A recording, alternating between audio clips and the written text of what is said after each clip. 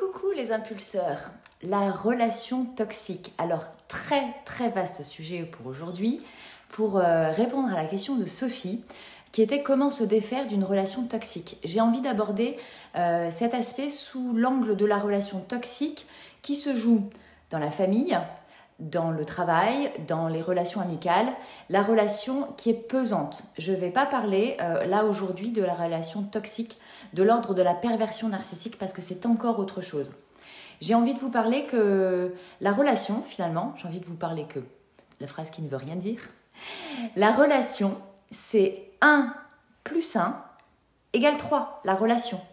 Donc déjà, il est bon de comprendre que dans chacune des relations, on a chacun notre part de responsabilité. La relation, c'est 50-50.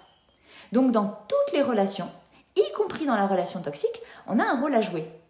Et il est bon de comprendre qu'effectivement, quand c'est toxique, c'est-à-dire que c'est pesant, c'est lourd, c'est contraignant, c'est difficile dans la communication, c'est pesant dans la gestion des émotions, eh bien on peut toujours faire quelque chose pour soi déjà. Et quitter la relation n'est pas forcément l'option.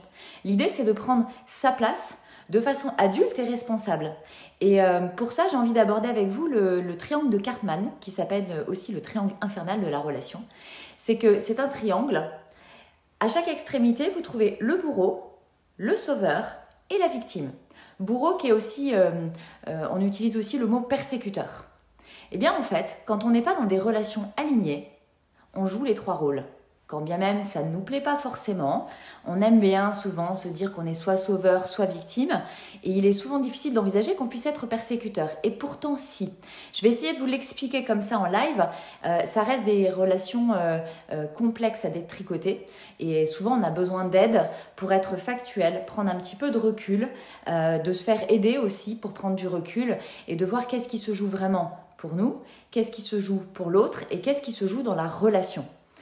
L'idée, c'est que pour les personnes que j'accompagne, avec beaucoup d'empathie et une très grande capacité à trouver des excuses à l'autre en permanence, le pauvre ou la pauvre, oui, mais je comprends tellement ce qui se joue pour l'autre, c'est ok. Seulement, on se met dans une posture de sauveur. C'est l'autre ne va pas bien et j'ai envie d'aller le sauver. Moi, avec mon sens de la justice, moi, avec ma clairvoyance sur ce qui se joue pour l'autre, j'ai tellement envie de l'aider et de lui tendre la main. Le risque, c'est souvent qu'on intervient quand l'autre n'a rien demandé. Donc finalement, le sauveur va venir tendre la main à une victime qui n'a rien demandé, en lui donnant tout un tas de conseils, d'avis, de plans d'action. Et la victime va venir vous reprocher ce que vous lui proposez.